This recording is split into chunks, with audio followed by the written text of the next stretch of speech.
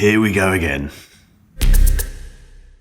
I don't know why, I'm finding this video quite funny already, and I've not even started making it yet. I've just turned the cameras on, and I can't stop smiling and thinking, every year I do this. I do the comparison between the iPhone whatever Pro Max and the Samsung Galaxy S whatever Ultra, and every year I think, is it worth it? Maybe you do. Maybe you're thinking about this, and if you are, let me know down in the comments. I don't think anyone, or very few people, stop driving tractors past my studio. I don't think that many people look at these two phones and think, which one should I buy? I think you're either Samsung or you're Apple, and that clearly is the case normally down in the comments. However, I know that it's just a bit of fun, and people like watching YouTubers like myself, I think, talk about these two phones, because they're the two titans of the industry. They're the flagships from the two arguably biggest smartphone manufacturers that I cover, and it's interesting, it's fun, it gets you talking down there, and the views come in and the clicks and all the stuff that we want as YouTubers. So I've not done any kind of planning with this really, apart from taking these both to London for the day to take some photos, which I'll get onto later. But everything else I've just listed: design, display, camera, ecosystem, iOS versus One UI, and then some viewer questions, because just before I started filming this, I left a YouTube community post asking for your questions. So if you did that, you might feature later on. Let's just talk about this. Let's start with the design, and, well, they're very different looking phones, aren't they? This is the Cosmic Orange iPhone 17 Pro Max, and it is one of the best looking phones, I think, personally, that I've ever held. Mainly because it's orange, and because, well, just look at it. I think what Apple's done with I'm not calling it a plateau, what they've done with the camera section here is brilliant. It looks different to the previous generation. It's offset by this kind of, I'm not even sure what that is, the pad thing here. This oblong thing, which I believe hides the cooling vapor chamber thing. There's something going on in there, plus the battery, etc. But it's just a lovely balanced phone. The S25 Ultra is completely different looking, but equally one of the best looking phones I've ever used. It's much simpler now than the Pro Max, and I love it. But I've got to pick one out of the two in terms of looks, and it's like picking your favorite child. It's really tricky.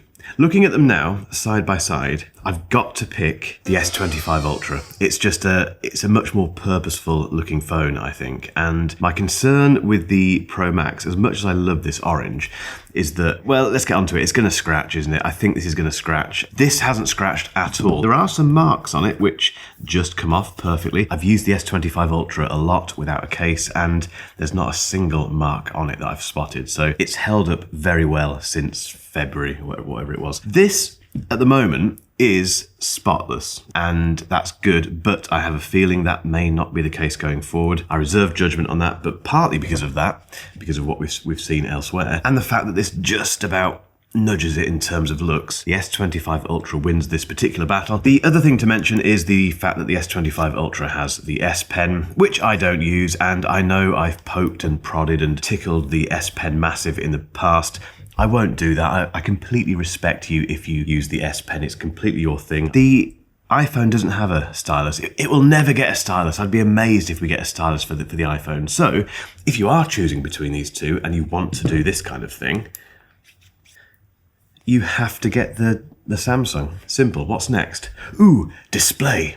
This one's quite straightforward. I think the S25 Ultra has the best display by quite a margin. This is for several reasons. The first one is the fact that we don't have Monkey Island up here. I prefer the squared off edges on the S25 Ultra compared to the rounded edges on the iPhone. Is it brighter? It feels brighter. We'll put the specs down here, the nits and all that stuff. I'm not talking about specs in this video because I do not care. It also has a much better anti-reflective coating. Put these side by side, and although the iPhone 17 Pro Max has a slightly better anti-reflective coating than the previous generation iPhone Pro Max, it's still nowhere near as good as the S25 Ultra. The S25 Ultra display just feels more, it's just better all round. It's bigger, it feels brighter, it doesn't reflect as much. There's nothing getting in the way up here. There's no contest.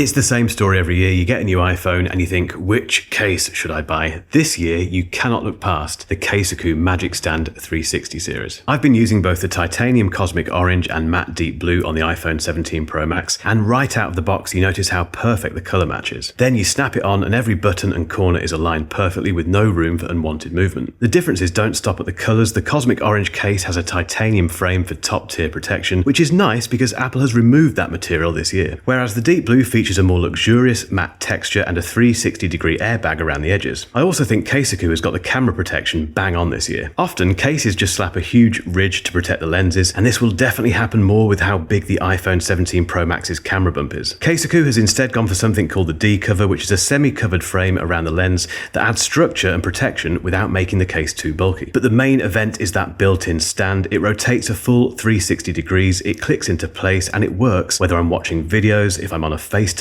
call, or just propping it up on my desk. It also doubles as a grip to add some versatility while filming. There's no looseness, no wobble, plus it's MagSafe compatible, and those magnets are very solid. If you've just got a new iPhone 17 and you want something that's equal parts functional and actually looks good on your new phone, I definitely check these out. They're currently 15% off on Amazon for a limited time, so go and grab yours with the link in the description, and thanks to Casekoo for sponsoring this video.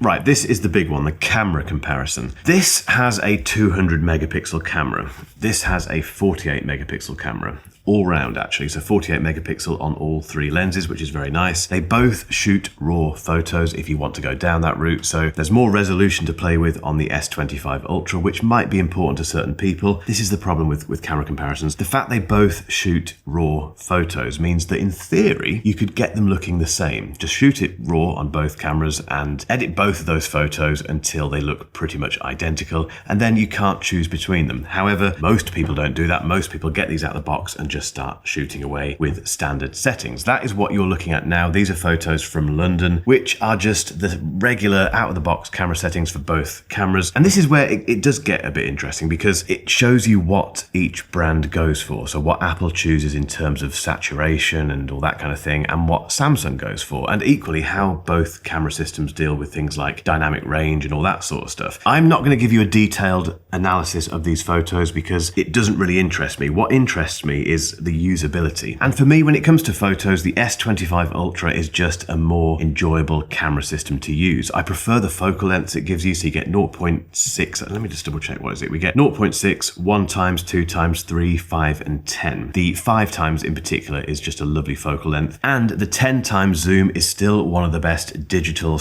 / AI enhanced zooms out there. On the iPhone, we get 0.5, 1, 2, 4, and 8. Now the 4 versus 5 thing is only interesting when you put them side by side. I don't miss the 5 times zoom from the iPhone 16 Pro Max, but when I was testing these two side by side, I preferred the 5 times zoom on the S25 Ultra, and I preferred the 10 times digital zoom on the S25 Ultra versus the 8 times digital zoom on the iPhone 17 Pro Max. I just prefer the look of them. I think they're sharper. The really long zoom, if you go to 100x on the Samsung and 40, which is what the iPhone 17 Pro Max tops out on, both of them produce photos which, I don't know who uses these really long zoom ranges, but they're just not particularly satisfying. However, Samsung does a slightly better job, I think, at that very long digital zoom length. I would love to know, as always, in the comments what you prefer out of these two camera systems based on these photos. The other thing is video, of course. Firstly, here's a test of the selfie cams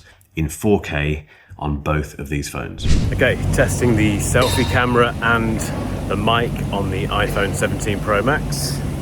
Not too windy, a bit noisy with all these guys down here bashing bits of metal and stuff, but yeah, always happens when you start filming, but this is a good test. Let's switch to the S25 Ultra. And this is the S25 Ultra. Same bit of noise coming from down there. Bit of noise, it's a lot of noise to be fair. But yeah, same settings, 4K, although 30 frames per second on this, and I think 24 on the iPhone. Let me know which one you prefer in the comments. Then we have the rear camera performance in terms of video, and the big difference is the fact that the S25 Ultra shoots up to 8K. This goes up to 4K.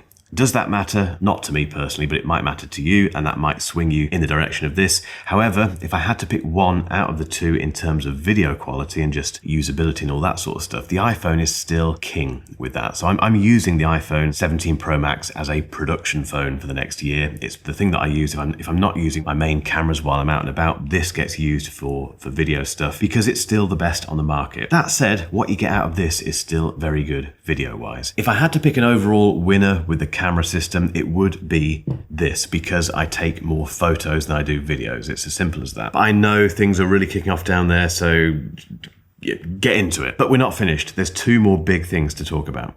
iOS 26 versus One UI 8. I do prefer Samsung's operating system these days. I'm not one of these people who hates liquid glass. I talked about this in my review of the iPhone 17 Pro Max. Since I've got this and also the iPhone Air, I've grown to quite like it, actually. I think it suits the whole aesthetic of these phones. However, when you do like an A/B test between liquid glass and the One UI user interface, Samsung wins. It's just simpler. It's more legible all around, and it's just a better operating system. It genuinely is. And if you need to use any form of AI, ecosystem. This is a very contentious topic, and I would argue one of the most personal. So I'm not judging you in terms of what your favorite ecosystem is, and I hope you won't do the same with me, because it doesn't matter. It's up to each of us, really. The Apple ecosystem, from my perspective, is the best, because I'm a huge Mac bloke, a huge Mac geek. I will never